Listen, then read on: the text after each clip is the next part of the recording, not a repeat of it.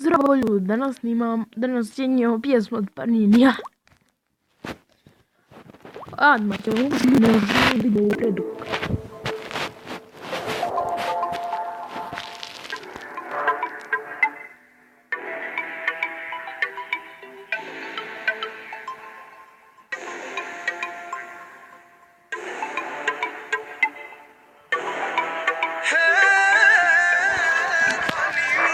Možemo staviti ljudi.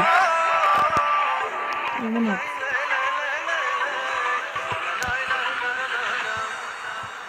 Odlična pjesma ljudi, ja slušao.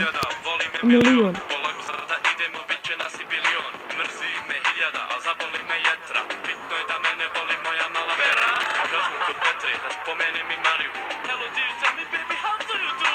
Engleski mi možda i nije jača zana, al du kada ti nisi ona mala sa Balkana. Dance like nobody's watching.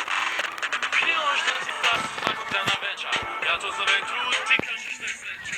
Ovaj trud kičma nikad se ne zavija, sve što meni treba je se braćanska armija.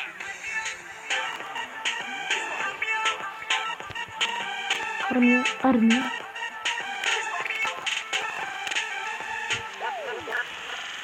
Braćanska armija, ove takve koji sluša ovo na svaki Gdje sada gleda kako dižu ga do neba.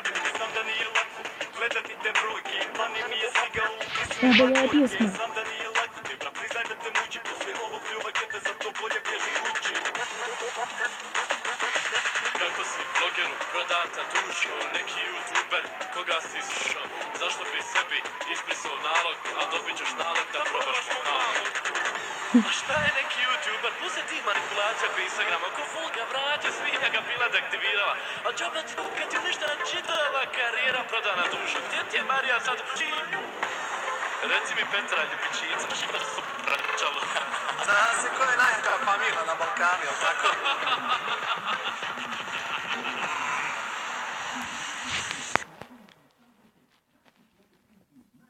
Što se mene tiče ljudi, pjesma ne može biti bolja.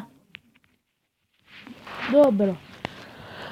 Kome se svidjela pjesma neka stavi like.